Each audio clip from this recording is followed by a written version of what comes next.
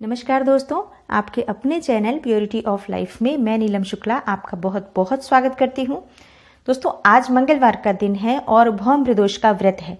तो माघ मास का भौम प्रदोष है। ये मंगलवार के दिन जब भी प्रदोष का व्रत आता है तो इसे भौम प्रदोष कहते हैं। जैसे कि अलग अलग दिनों पर प्रदोष के अलग अलग नाम हैं। आप सोमवार के दिन प्रदोष का व्रत करते हैं, जब भी सोमवार के दिन प्रदोष का व्रत आता है उसे सोम प्रदोष कहते हैं। ऐसे ही शनिवार के दिन जब आता है उसे शनि प्रदोष कहते हैं। तो इस बार यानी माघ मास के कृष्ण पक्ष की त्रयोदशी तिथि जो है वो 9 फरवरी यानी कि मंगलवार के दिन है। और आज के दिन भगवान भोलेनाथ की पूजा का विशेष महत्व है। शिव और शक्ति की आराधना का विशेष महत्व है। जब भी शिव शक्ति की पूजा एक साथ की जाती है तो जीवन की सभी कामनाएं पूर्ण होती हैं, सभी संकटों से मुक्ति मिलती है और सभी प्रकार की बाधाएं जो हमारे जीवन में होती हैं वो दूर होती हैं। आज की वीडियो में मैं आपसे बात करने वाली हूँ माघ मास के भौम प्रदोष के पूजा विधि के बारे में। मुहूर्त क्या है, शुभ मुहूर्त जिसमें आप पूजा करेंगे, महत्व क्या है इस व्रत का, और आज के दिन आप कौन सा विशेष उपाय करें जिससे कि आपकी सभी कामनाएं पूर्ण हो। आप किस कामना से ये व्रत कर रहे हैं, वो कोई भी कामना हो सकती है, लेकिन शिव और शक्ति की आराधना से, और मंगलवार है आज के दिन तो हनुमान जी की आराधना से सभी कामनाएं पूर्ण हो जाती हैं। दोस्तों, सबसे पहले बात करते हैं प्रदोष व्रत के महत्व के बारे में। तो ये व्रत भगवान शिव को बहुत प्रिय है। इस व्रत को करने से भगवान शिव बहुत प्रसन्न होते हैं, उनकी कृपा मिलती है। और आज के दिन पूजा प्रदोष काल में की जाती है। तो प्रदोष काल का मतलब होता है सूर्यास्त से 1 घंटे पहले का समय और 1 घंटे बाद का समय। तो इस समय में जब हम पूजा करते हैं शिव शक्ति की कृपा मिलती है, क्योंकि उस समय भगवान भोलेनाथ बहुत प्रसन्न मुद्रा में होते हैं। तो प्रदोष काल की पूजा का आज विशेष महत्व होता है। और भौम प्रदोष जब है तो हम हनुमान जी की भी पूजा विशेष कर करेंगे। जब भगवान भोलेनाथ की कृपा मिलती है और हनुमान जी की कृपा मिलती है तो सभी कामनाएं स्वतः ही पूर्ण हो जाती हैं। प्रदोष का व्रत दोस्तों संतान प्राप्ति के लिए किया जाता है। किसी भी तरह से अगर आप परेशान हैं अपने जीवन में, धन का अभाव है, तो आपको प्रदोष का व्रत जरूर करना चाहिए। रोग, ऋण और शत्रुओं से परेशान हैं तो भी आपको प्रदोष का व्रत करना चाहिए, क्योंकि इससे आपको रोग से मुक्ति मिलेगी, ऋण से भी मुक्ति मिलेगी और शत्रुओं से भी मुक्ति मिलेगी। जब हम भगवान शिव की पूजा करते हैं तो सभी संकट दूर होते हैं। विवाह में बाधा है, आप जरूर करें ये व्रत, तो विवाह की बाधाएं दूर होती हैं, शीघ्र विवाह के योग बनते हैं। और अगर आप किसी भी तरह से अपनी जन्म कुंडली के ग्रह दोषों से परेशान हैं, जैसे शनि से प्रभावित हैं आप, शनि के दोषों से प्रभावित हैं, राहु केतु से प्रभावित हैं, तो भी जब हम महादेव की पूजा करते हैं और महादेव का ये अत्यंत प्रिय व्रत रखते हैं तो हमारे जीवन में महादेव की कृपा मिलती है और सभी प्रकार के ग्रह दोषों से मुक्ति मिलती है। तो प्रदोष का व्रत बहुत महत्वपूर्ण है। ऐसा शास्त्रों में कहा गया है कि हर व्यक्ति को एक बार अपने जीवन में प्रदोष का व्रत जरूर करना चाहिए। प्रदोष का व्रत करने से जन्म जन्म के पाप दूर हो जाते हैं, दोष दूर हो जाते हैं। और प्रदोष का व्रत भगवान भोलेनाथ को प्रसन्न करने के लिए सबसे जरूरी व्रत है, तो जरूर करना चाहिए इसको। इसके प्रभाव से सभी कामनाएं पूर्ण होती हैं। अब बात करते हैं इस व्रत की पूजा विधि क्या है। दोस्तों, प्रातःकाल जल्दी उठना है, स्नान इत्यादि करने के बाद साफ स्वच्छ वस्त्र धारण करें, भगवान सूर्य देव को जल अर्पित करें। उसके बाद अपने घर के मंदिर में भगवान शिव की विधिवत पूजा करें। भगवान शिव और माँ पार्वती की एक साथ पूजा करनी है आपको, शिव शक्ति की एक साथ ही आराधना करनी है। पूजा करने के बाद आप संकल्प लें कि आप ये आज व्रत कर रहे हैं। अगर कोई कामना हो तो वो भी भगवान शिव से बताएं और आप व्रत शुरू करें। पूरे दिन आप फलाहार कर सकते हैं, चाहे तो निर्जल रह सकते हैं।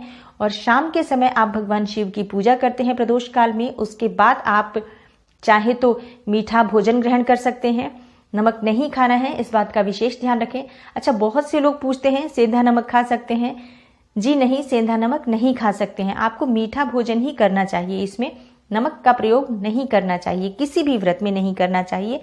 संभव हो तो मीठा भोजन ही करें, और नहीं तो आप फलाहार भी कर सकते हैं, अगले दिन भोजन करते हैं। तो दोनों तरह से ये व्रत किया जाता है। जैसे जो लोग पूरे दिन निर्जल रहते हैं वो शाम के समय फलाहार कर लेते हैं पूजा के बाद, और जो लोग फल वगैरह लेते हैं वो शाम के समय अन्न भी लेते हैं। तो आप जिस तरह से भी इस व्रत को करते हैं श्रद्धा भाव से करें, निश्चित ही आपकी कामना पूर्ण होगी। अगर आप भगवान शिव की पूजा कर रहे हैं, माँ पार्वती की पूजा कर रहे हैं, तो मंदिर आपको जरूर जाना चाहिए। जो भी आपके घर के आसपास शिव शक्ति का मंदिर हो, वहां जाकर पूरे शिव परिवार की विधिवत पूजा करें, अभिषेक करें। और आज आपको हनुमान जी के मंदिर भी जरूर जाना चाहिए, क्योंकि भौम प्रदोष का व्रत है तो हनुमान जी को प्रसन्न करने का सर्वश्रेष्ठ दिन है। क्योंकि शिव और भगवान हनुमान की जब एक साथ पूजा की जाती है, तो जैसा कि शिव जी के ही 11वें रुद्रावतार हैं हनुमान जी, तो विशेष कृपा शिव और हनुमान की प्राप्त होती है। आज के दिन आपको भगवान शिव और मां पार्वती की विधिवत पूजा करके और अपनी जो भी कामना है, अगर वो आप कहते हैं तो शीघ्र ही पूर्ण हो जाती है। अब बात करते हैं कि प्रदोष का मुहूर्त क्या है, शुभ मुहूर्त क्या है पूजा का, तिथि कब प्रारंभ हो रही है, कब समाप्त हो रही है। दोस्तों तिथि प्रारंभ हो रही है 9 फरवरी को, यानी कि मंगलवार के दिन 3:19 पर। ये प्रातःकाल का समय होगा जब शुरू होगी तिथि, और उसी दिन देर रात को 2:05 पर यह तिथि समाप्त हो रही है। तो ऐसे में 9 फरवरी को हम इसका व्रत रखेंगे। और पूजा का शुभ मुहूर्त क्या होगा? पूजा का शुभ मुहूर्त है 6:07 से लेकर 8:42 तक। तो इस समय में आपको पूजा करनी है। 2 घंटे 35 मिनट का समय होगा। बहुत ही शुभ मुहूर्त है ये, शाम का प्रदोष काल का समय। और इस बीच में आपको शाम की पूजा जो है भगवान शिव की, वो पूरी करनी है।